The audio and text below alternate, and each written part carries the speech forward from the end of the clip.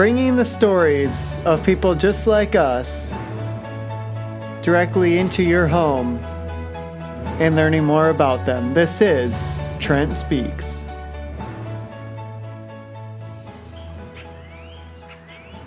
And just take it all in. The birds chirping in the background. Earlier you could hear a rooster cuckooing. The occasional car going by in the background every once in a while. Welcome in, everyone, on this week's episode of Trent Speaks. I do apologize for yet another delay in the podcast. This is the second time in at least a month this has happened. But with recent events, a lot's been happening lately. And so this podcast was actually recorded well in advance. I just needed to record this intro here and the outro. But my interview with Alan, today's guest, happened a couple of weeks ago, actually. I just wanted to give a quick thank you to everyone. I know a lot of people listened into last week's podcast. Last week's podcast was the tribute to Grandma Bachheim. I just want to say thank you to everyone for your thoughts, your prayers, reaching out, and for your support in the past couple of weeks here. I greatly appreciate it, and I know many people said they were very touched by that podcast. My intention with these podcasts is that people are able to take something away from them, and I think that was the most powerful one because, like I said in the beginning of that one, I've always wanted these podcasts to be real. Oh my gosh. To be real, to be raw, and I've talked a lot about being vulnerable, which that was obviously a very vulnerable state I put myself in with you could call it ugly crying, I suppose. Another thing I just want to quick mention, my aunt has said a couple times this week, and then actually someone texted me as well, that a red cardinal is the sign of an angel. I had never heard of that before, but I don't believe it could be more true at this point. I know a day or two leading up to my grandma's passing, there was a red cardinal outside, and my aunt, I guess, had said, I think that's a sign that it's coming. Well, after the passing, I've been staying at my grandpa's, and there's this red cardinal that has just been hanging around the backyard. And then I was actually in Rockford, so that's about just north of Grand Rapids, Michigan. And I was there walking around there downtown, and as I'm walking along a path, a red cardinal flew up and was just kind of hanging out on the bushes there. And so I know that, and my mom even sent me something last night. I know that my grandma is gone physically, but she will always and forever be with us in our hearts and in spirit. So just want to say thank you again for the outreach and the support over the past couple of weeks here. There are also actively ants crawling toward me, so if I freak out in a moment, that would be quite why. These are huge ants. Oh my gosh, what is that bug? Oh, disgusting. All right, here's what I get for doing a oh my gosh, podcast outside. One of my friends, when she came to the visitation, actually, she had mentioned, she said, oh my gosh, I've been waiting to tell you this because I had this revelation on the way here. Have you ever realized podcasting?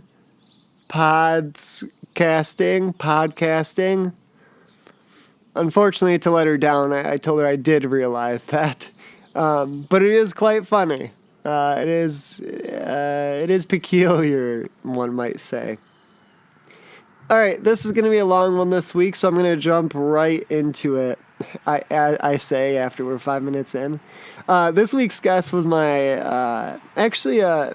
I'm not even going to explain how I know Alan, because we get into the 6 degrees of separation through our conversation. My wife is not really going to care for this week because we did talk a lot of sports. But I'll tell you what, before and after recording. Alan and I talk sports, and folks, this guy is knowledgeable like no other. Oh my gosh. I'm actually planning on having him on the podcast again in the future because he shared a few stories with me afterwards that weren't shared on today's podcast. So I hope that you enjoy, and we will get right into it. Folks, meet Alan.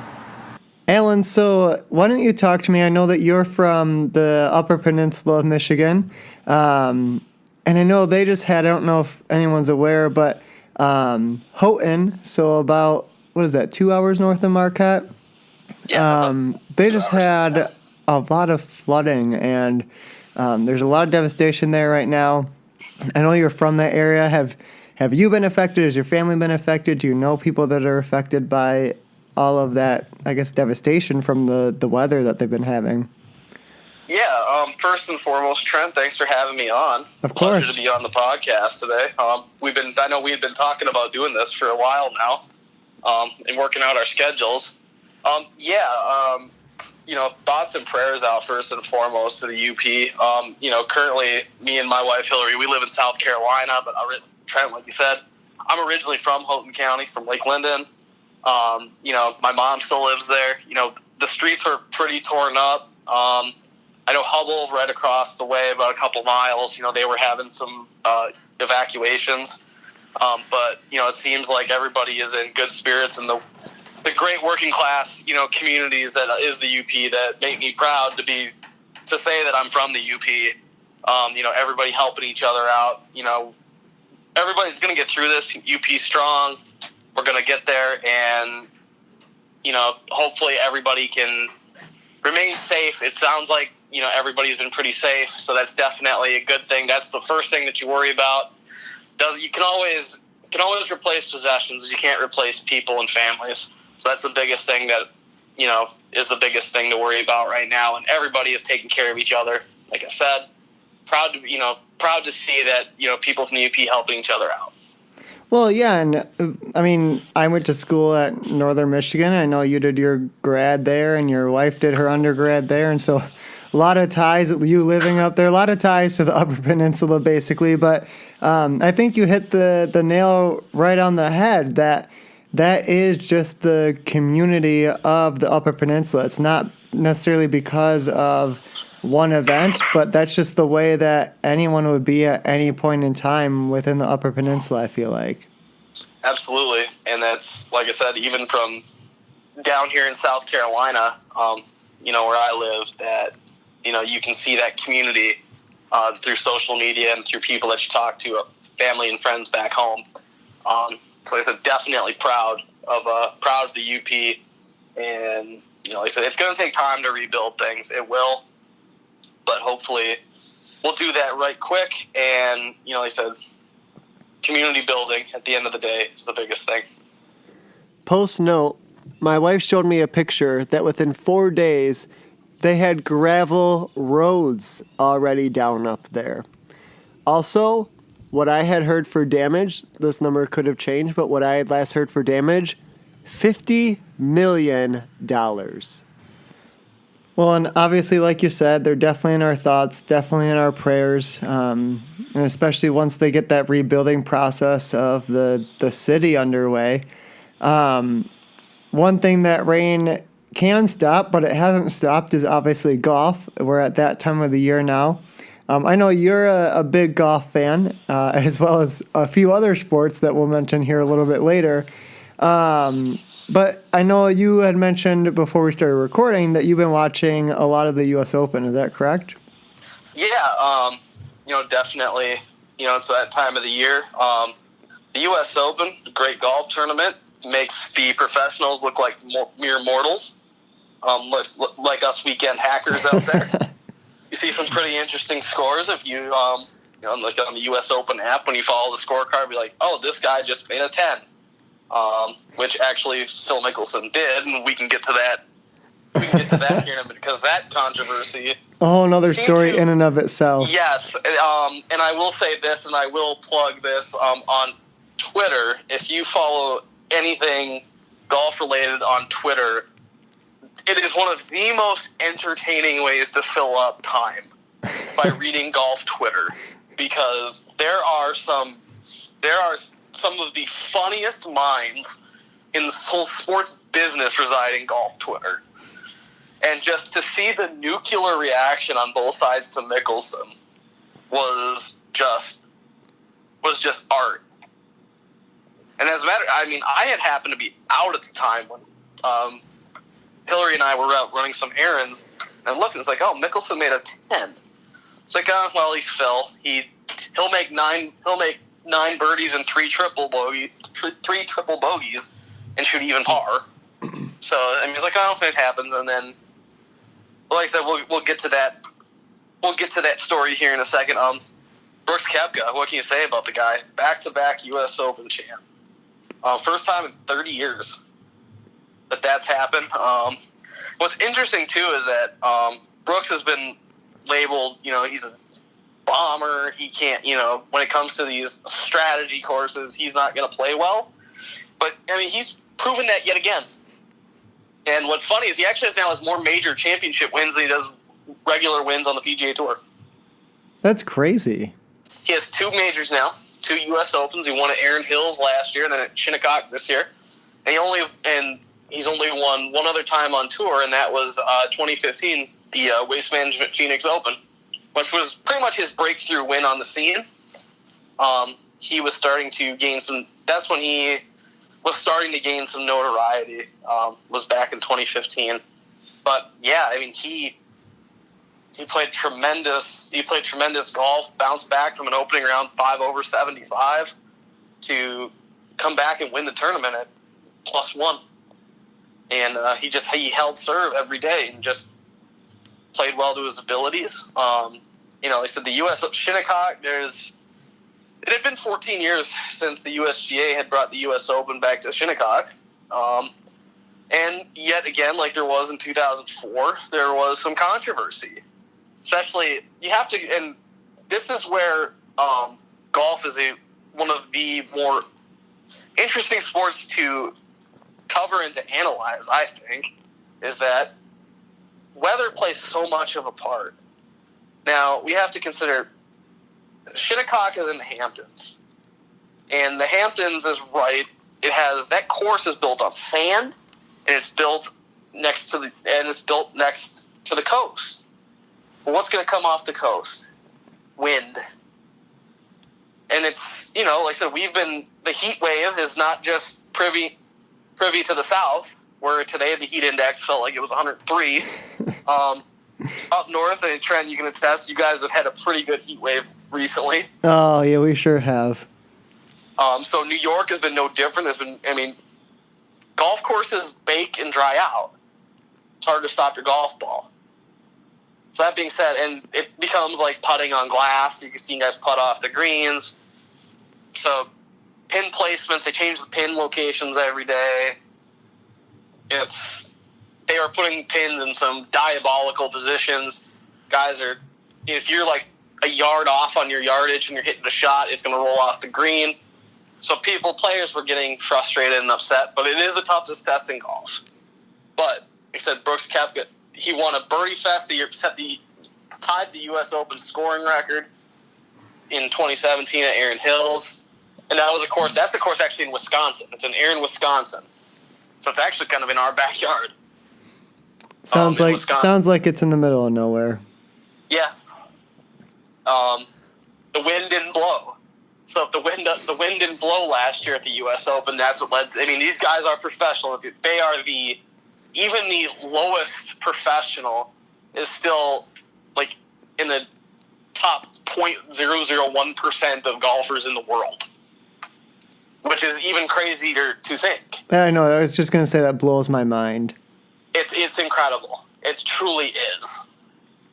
But, like I said, when the wind blows, it turns golf courses into daunting tasks and to try and conquer. And Brooks has done it both ways. Birdie fest, and then we're making pars, is that if you can make a bunch of pars, you can win a golf tournament, and that's what he did.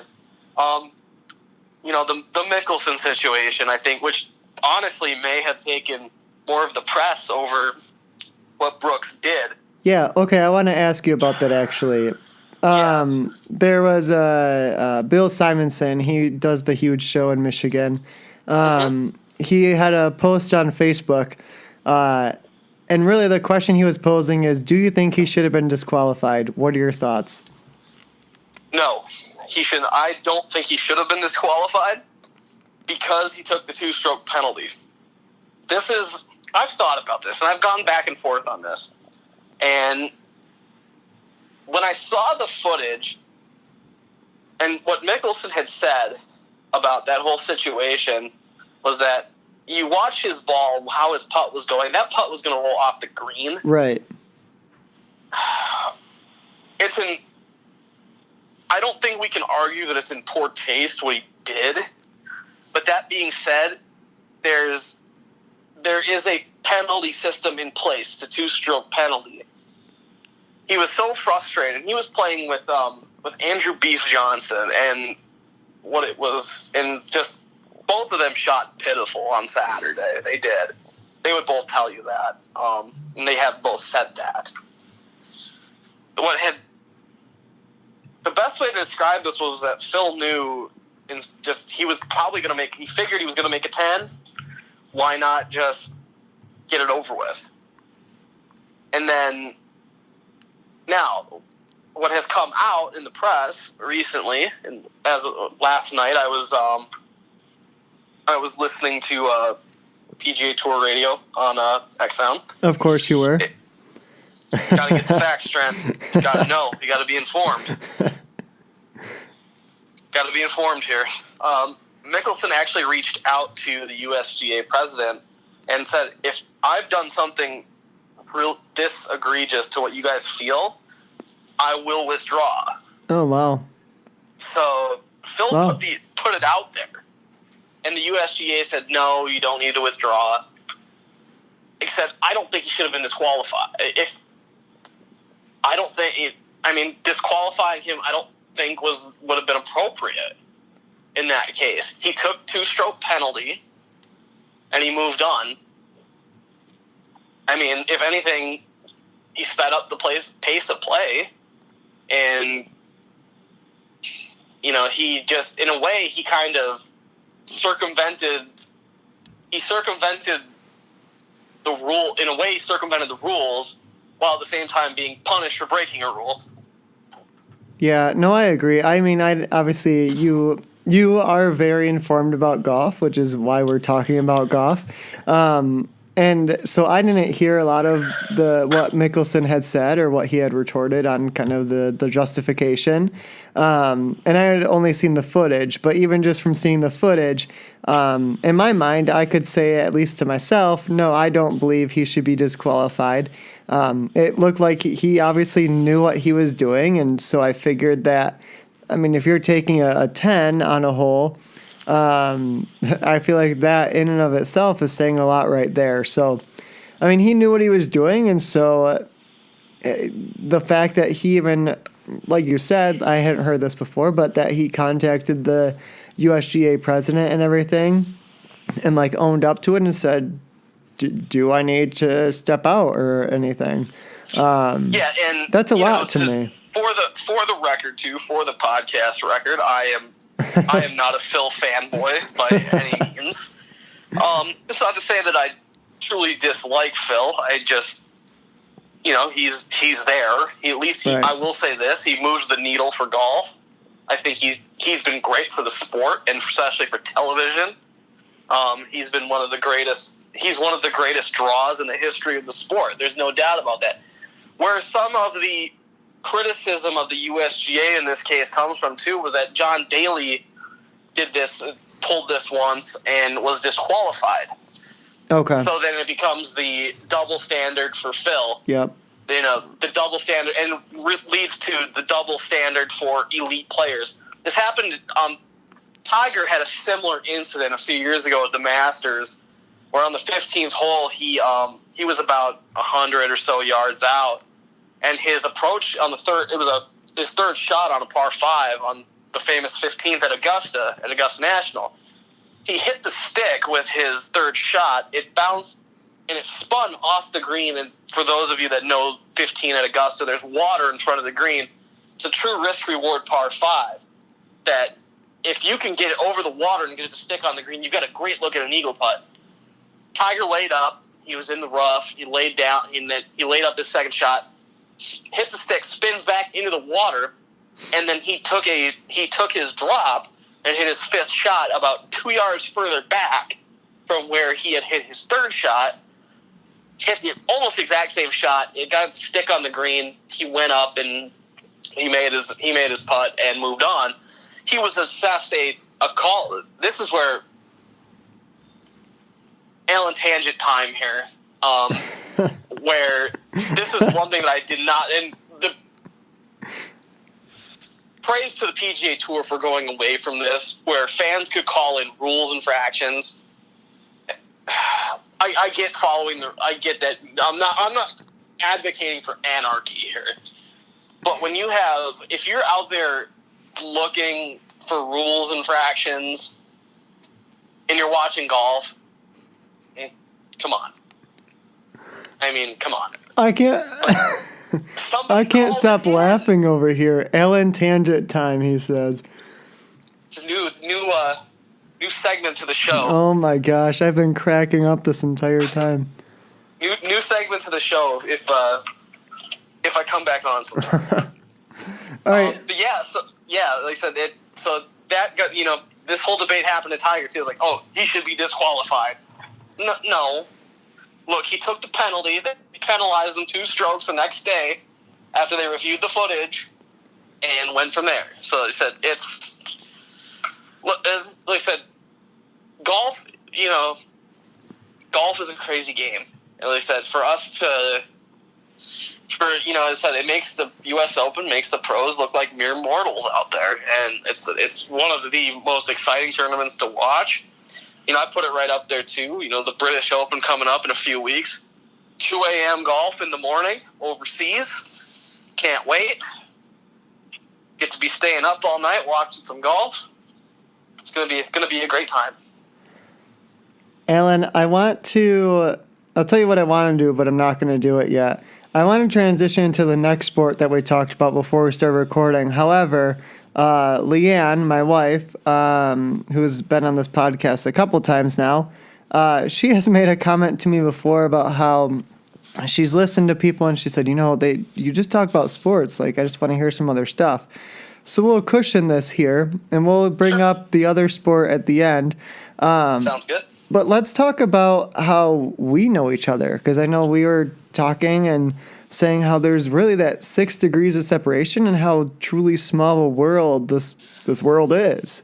It is, and it is actually, I said, it's when you actually break it down, it's pretty, and I have done it when we had discussed, have me being on the show, I started to think about that, and it's like, wow. Before you and I had ever met, you happened to know, you knew my wife, Hillary. Yep. You guys, correct me if I'm wrong, but did you guys live in the same building at Northern? Yeah, so we both lived in Hunt, and she was the president at the time. Okay, yep, that's what I thought.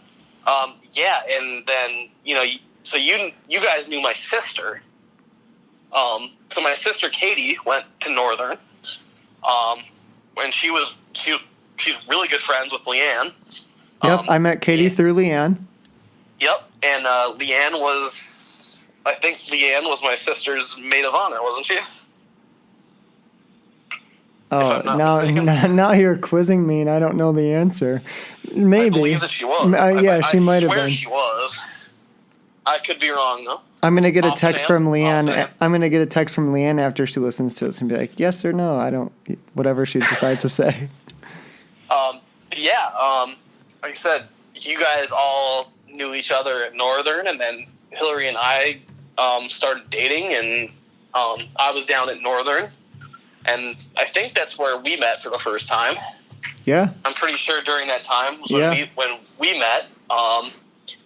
And like I said, it's crazy to think that how small a world it is that it brought all of us together, and here we still stand. And I believe it's you and Leanne 2 years officially today.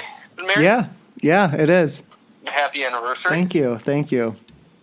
Be five wonderful years for me and Hillary this summer, July 26th. Well, early congratulations to you. That's quite an accomplishment. Yeah, like I said, I wouldn't would have never pictured that, but very blessed to have an understanding wife who, puts up with a lot. I'm not exactly the easiest person to deal with. Yeah, we both need those, Alan. We do. That is absolute 100% truth. God bless the wives that put up with us. Yeah, we gave our thoughts and prayers to the UP in the beginning. Now giving them to our wives. Yes, they definitely. I don't know how they do it. You're right, though. I mean, it is such a crazy world of how it all comes around, and obviously we were in the same graduating year together and everything, so we both walked together with our masters last year, and that was crazy. Yeah. Yeah, like I said, it truly is a small world. It was funny, actually, a funny story to piggyback off that. Down here in South Carolina, as a matter of fact, when I was working for the University of South Carolina, we had a corporate OpEx team, Operational Excellence, come in to help us get a new account off the ground. And one of the chefs, he's like the number 2 man in the whole Southeast region for Aramark. Me and him were chatting one day, and he found out he was from Michigan. I was like, yeah, so am I. I'm from the UP. He's like, oh, you know where Escanaba is? Like, yeah. Like, oh, I go deer hunting there. Built a friendship that's going to, stand, for the rest of our lives. Being still, I've left the company now. He's still with the company. We still chat, at least a couple times a month we still chat. So, it's like I said, it is crazy how small of a world it is and the people that you run into. It really is. I was just sitting in my office last week, and I had this older gentleman came by my office, and he was doing some different testing of fire systems within the building. And I had my NMU pullover on from when I worked at the campus visit office. And he had said to me, he goes, "Oh, I see your pullover there." He goes, "My son actually went to Northern." And I was like, "Oh, really?" I was like, "That's awesome." And he goes, "Yeah, he actually studied electronic journalism." And I started laughing, and I said, "Oh my gosh, that's exactly what I studied as well and got my undergrad in." Number one, of all the colleges in the world, the fact that he went there, and then he had a daughter that was going to DePaul, which is where Leanne's at right now. Mm-hmm. And number 2... Beautiful campus, DePaul, right. By the way. Very beautiful campus. That's what I've heard. I haven't been there. And then number 2, the fact that it was the exact same degree. Yeah. So yeah, it's crazy when you start to break that stuff down. Yeah, for sure. Like you said, it truly is a small world. I mean, might be, 1,000 miles away from the UP or so down here in South Carolina, but it's like you're still there. Yeah, I mean, like I said, doesn't change a thing. All right, this is where Leanne's going to want to turn off the podcast because we're about to get back into sports. You and I, we are both in a fantasy baseball league. Yes. You are way more dedicated this year than I am. Last year I was pretty dedicated. This year I drafted, checked it the first couple days, and have fallen off the boat. But I told you before we started recording, I got offered a trade today. So I may start taking it more seriously because I need to go in there and decline the trade, even though I haven't done anything. Well, sometimes you got to make a move to shake things up, Trent. Well, I'm not going to make the move. Sometimes you got to do that. Yeah, like I said, I think this is the 3rd year now that I've been in the league. I'm not quite sure how long you guys have been doing this. This is my 3rd as well. Yeah, the first 2 years have been pretty successful for me. I won it the first year. I beat Brandon the first year. Actually, Brandon and I have played in the championship round both years that I've been in it. That's crazy. He beat me last year because he sat a pitcher. I remember this too. Had he taken a loss, I believe we would have split. So I remember it's good strategy. I'll give him credit. Good strategy. I've done the same thing. He'll appreciate that. I know he listens into these. Being in the UP, so where does that place you in terms of a fan of baseball? Like what team are you looking at? This is an interesting story because I actually grew up a Braves fan. In the UP? Yes. So you and I are both born in the 90s. Yep. Growing up, the Braves on TBS was, especially in the UP, was where it was at. We didn't get Fox Sports Detroit at my parents' house. So, me and my mom, my dad would be watching the Braves. And this was during the time you had Tommy Glavine, Greg Maddux, John Smoltz, all the great Braves teams of the 90s. So I grew up watching them and became a fan. And then as life, as crazy as it sounds, life took me and Hillary to Braves country. So we have had the pleasure of going to the new stadium, SunTrust Park. We went there. It's part of something that we do, a little thing that we're trying to do for every year that we've been married. We try to go to we're going to try to hit all 30 major league stadiums. That's awesome. And we've done a few now. But we went last year when we first moved down to South Carolina. We're 3 hours from Atlanta. So we took a drive on a Sunday afternoon, watched the Braves play the Diamondbacks. Sweltering summer southern heat, but nonetheless, it's a beautiful new stadium in Cobb County.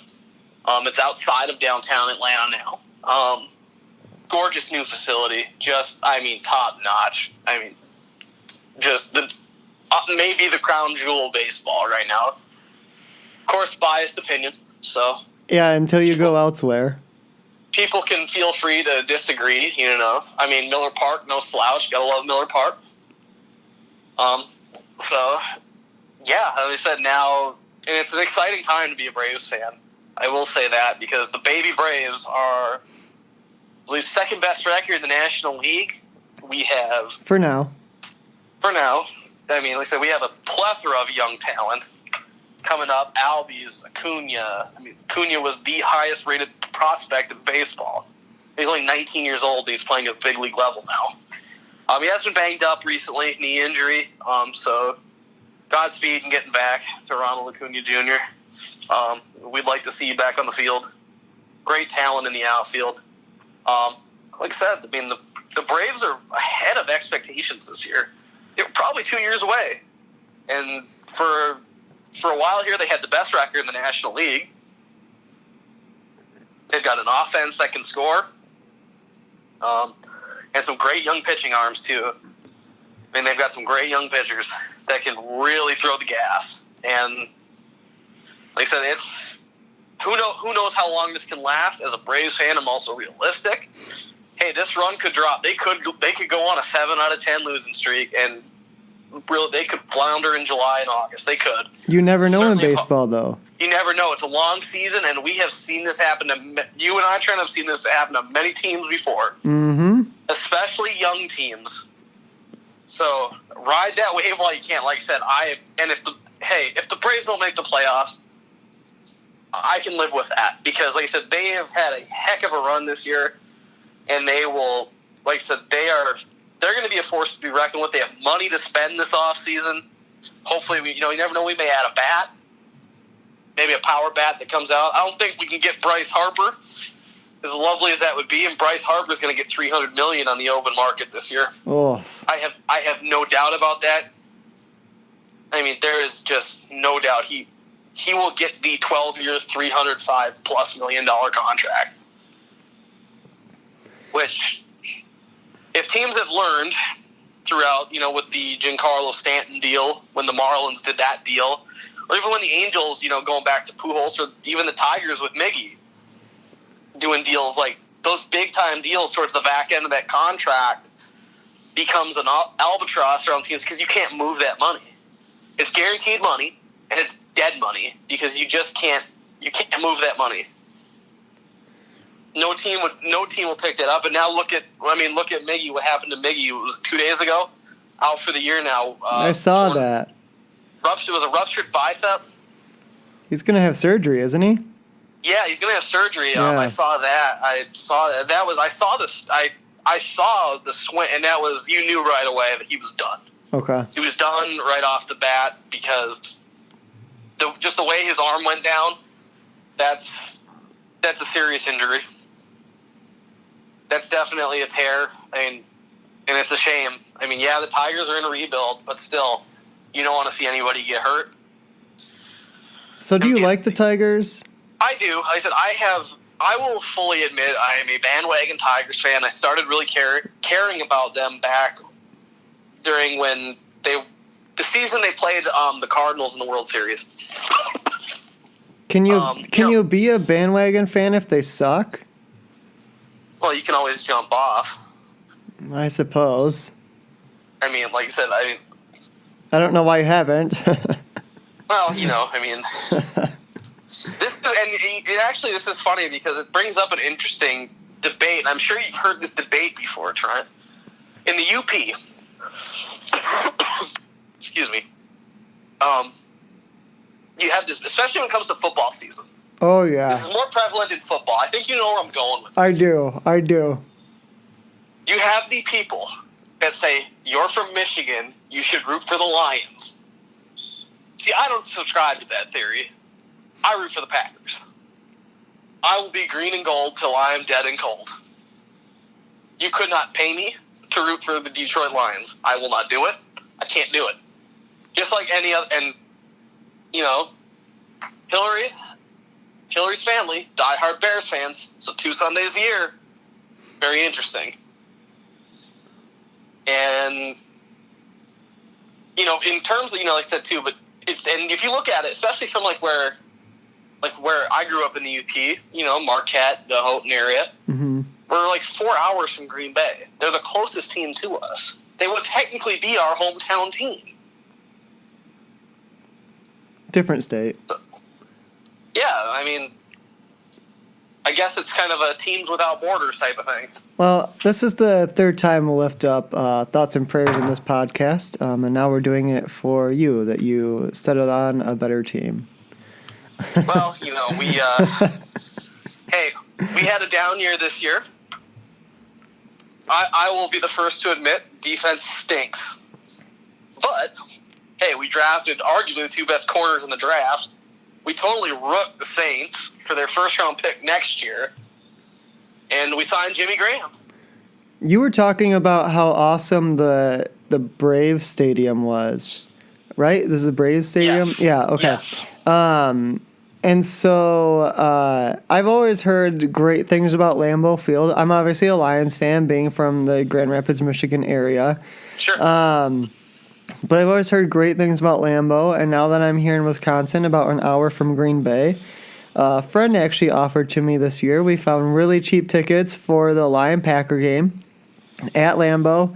So we went, and number one, I was happy because the Lions won.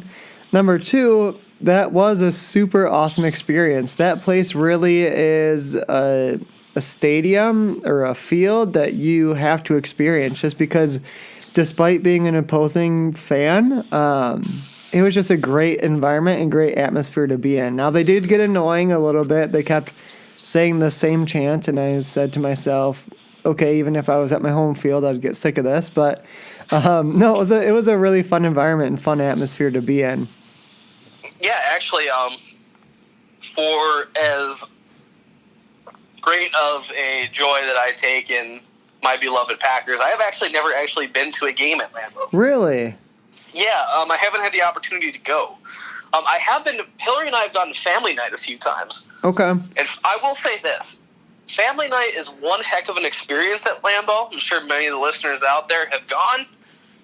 It is a wonderful time. You get to see some really cool, funny stuff. You get to see the linemen kick field goals, and it turns into a great atmosphere. You get to see player introductions and all that. And so I have gotten to see,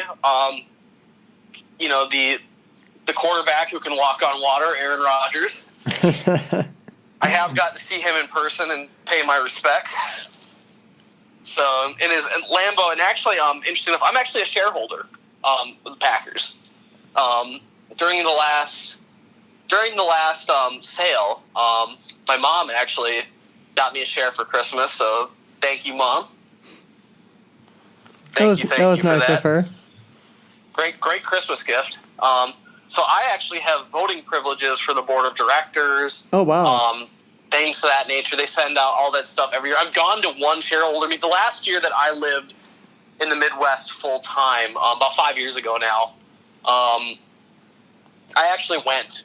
And what was cool was I actually sat at the 50-yard line. Although there is not a bad seat in the house at Lambeau, you can't go wrong anywhere.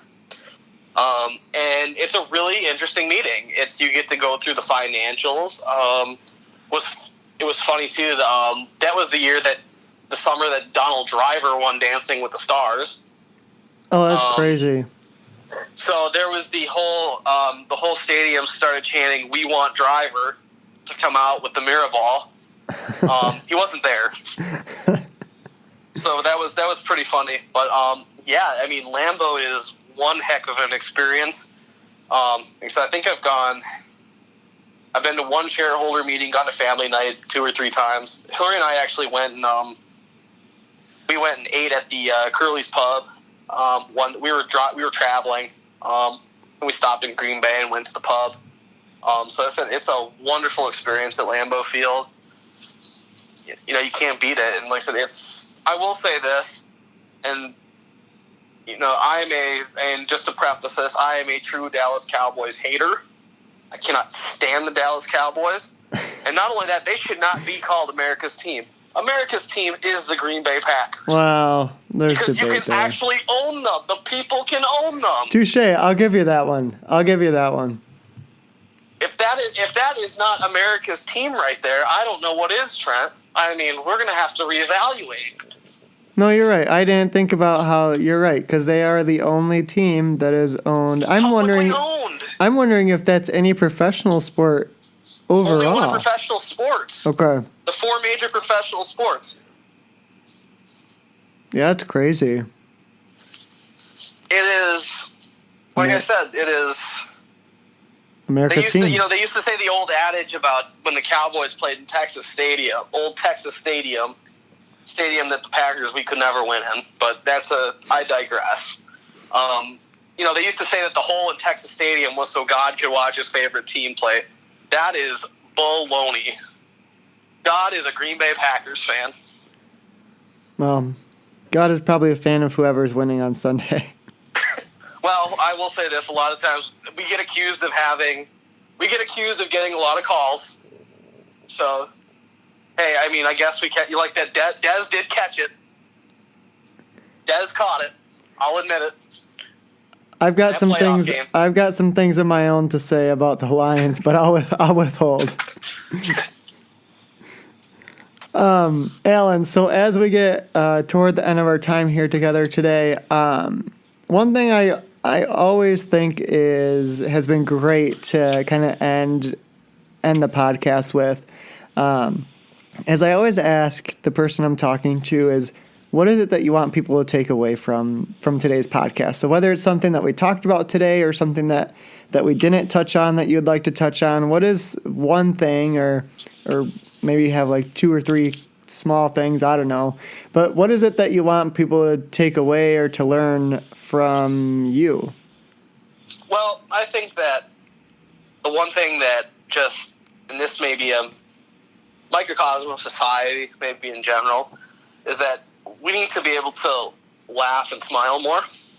And through this, and like I said, hopefully, people can take away from this, from, the conversation that we've had, or like I said, there are going to be tough times in life. We all experience them.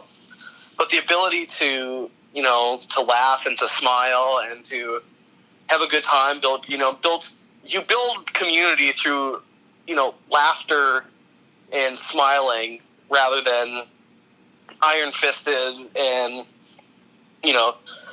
dictatorship, I guess, what I would say. That'd be the best way to put it. Like I said, laughter brings the world together.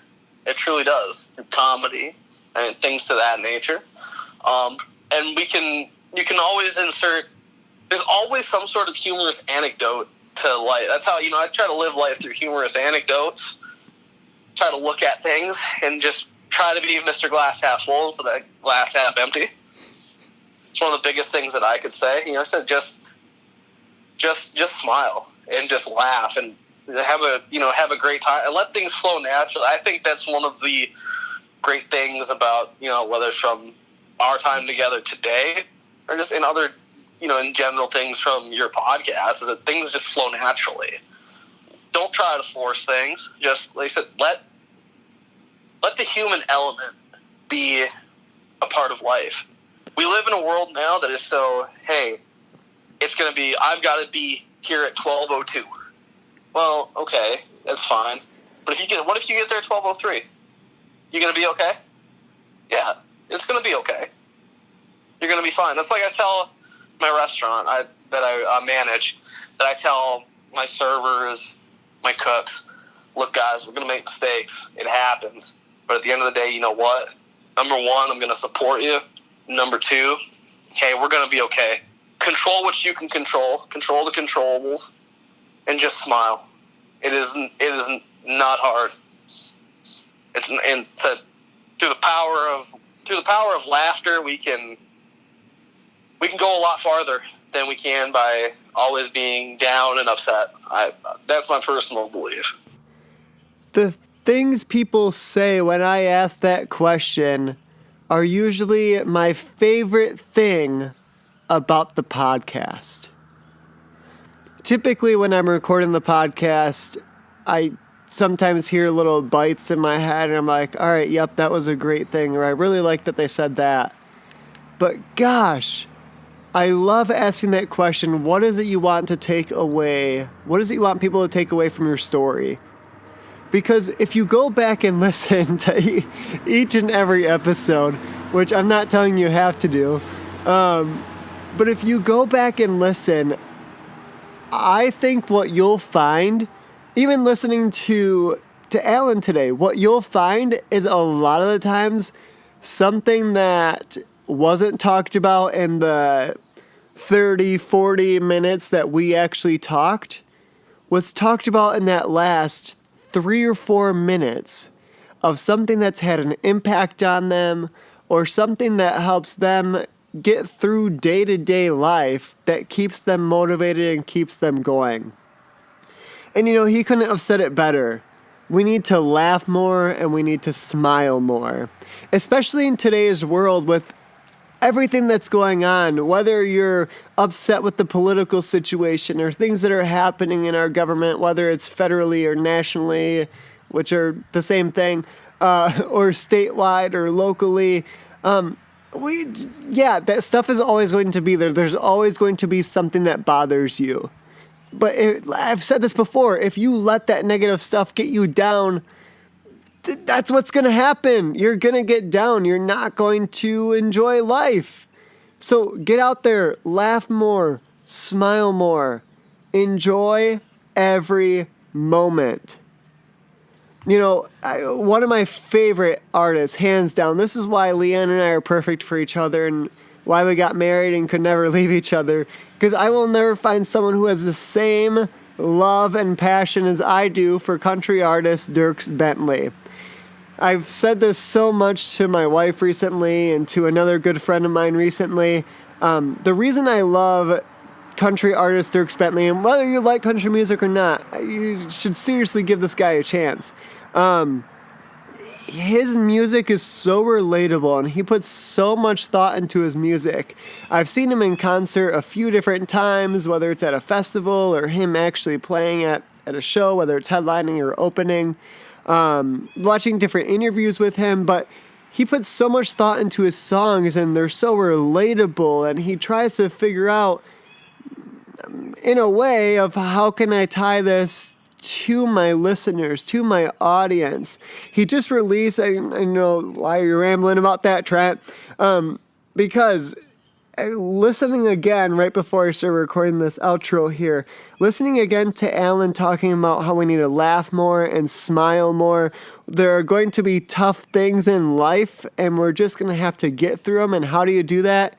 by laughing more and smiling more. Alan just said that. And that's something that the country artist Dierks Bentley has said about his most recent album called The Mountain. He took his band up into the mountains in Colorado for 4 days, and they wrote all 14 songs to get away from Nashville, to get away from the mainstream, to try something new. And he said that his songs on this Mountain album, the whole purpose of the album, or the whole, I guess, feel of it, I don't know the word I'm actually looking for, is that you are going to go through tough times in life, but there's going to be so much good in your life, and you need to always just look at the good and appreciate the good things that are happening to you.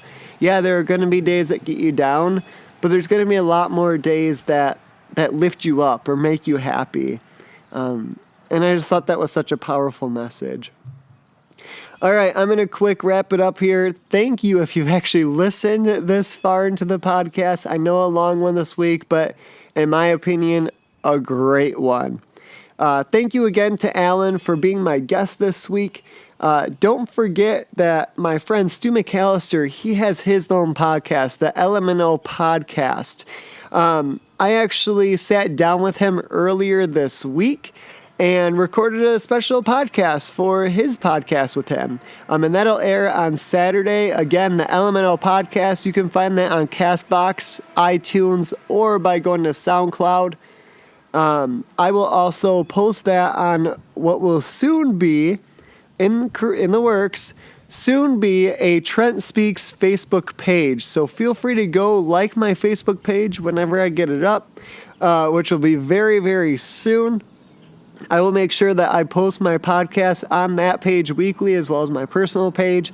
And then I'll also be sure to share Stu's podcast that we recorded together earlier this week. Everyone, have a great 4th of July. I don't know what next week is going to look like yet. I don't know if I'm going to post because I know a lot of you will be busy. I want you to spend 4th of July with your family and friends and have a good time with them.